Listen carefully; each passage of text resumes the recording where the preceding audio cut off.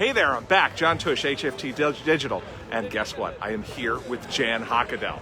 Jan Hochadel is the president of AFT Connecticut. Now, HFT, you are AFT. So Jan is our president. And so Jan, talk to us a little bit about, first of all, what brought you out here today? You, obviously, everybody within, the Hartford education system. I think this was a great activity, uniting everyone together. I loved what I heard today is we are one team. And I think that was amazing. Yeah. Now, we've got $127 million in Hartford. What would you like to see that money go to? Well, first of all, I think that the money that's coming in, we have to remember that we can't use it for just everyday things, because then when the money's gone, we're going to have this big void, right? So I think we've got to really think out of the box and what do our education communities need and what do the students need. So right now what we're looking at is, the summer enrichment program. Because if we have these teachers and para-educators and everybody else that has been working so hard this year, just go back to the grind, we're going to burn people out. Yeah. We have to make sure the social and emotional learning component is there so that they can feel healthy for themselves and then help the students. So we're working on what would that look like in each of the districts, because the other thing is, that not every district is the same, right? It sounds like a lot of money, but when you compare to other districts, I don't think you got your fair share.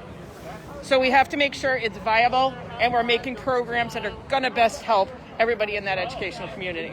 That global thinking, Jan, is so important. Talk to us a little bit about, because AFT Connect is working on the state level. I'm sure you're working in the political arena, and then you're working with superintendents in different districts. Can you talk about what the big priorities are for AFT Connecticut? I can tell you this past week, I have been on so many phone calls, and again with the State Department, but also with superintendents and the other teacher union, which is CEA. We always work in collaboration with them.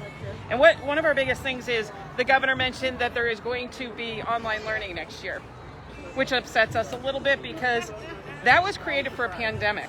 This shouldn't just be the norm now. Oh, I like staying home, and I want to be able to do that. It's not the best for the students. It's not the best for the educators. And there's so many districts that are having the hybrid program where you have to teach students online and then in front of you. That's basically doing two jobs, and people just can't do it anymore. It doesn't work for anyone. So we're saying if there is going to have to be this component, the state should take over the component. And it should be like the tech schools. It should be a regional thing for 1 year only, so that this burden isn't on our teachers, on our paraeducators, the whole schools community. So that if someone wanted to get into being an online teacher, they could do that, but that's a different calling from being in the schools themselves. Yes, and again, we're only saying 1 year. Right. Because this isn't an ideal model. It isn't one of those things, I'm thinking Fairfield County, where parents are going, hey, we have this online learning now. Let's go to Paris for a month, and my kid can just start learning. That's not the idea of online learning, right? It is really for students that have physical or emotional needs that they can't be in the school setting. Right. But it should not be a norm. Absolutely. People need interaction. And I dragged Jan away from her lunch. She has been so gracious to talk to us today.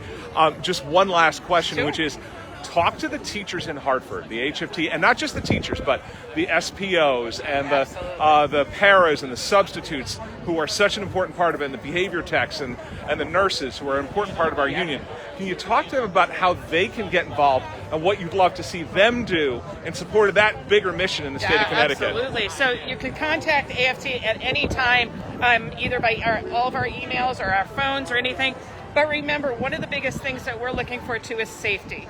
So the biggest thing that anybody in the education communities can do is if you see something in your school, your district, that is not safe for, like you said, the maintainers, the school nurses, anybody within that community, they need to go online, and we have a form that they can fill out that will say, what is the violation that isn't making me safe, so that we can help you fight those fights. Jan, thank you so much for talking. This is Jan Hochadel, president of AFT Connecticut. Thank you so much, Jan. Thank you. Take care.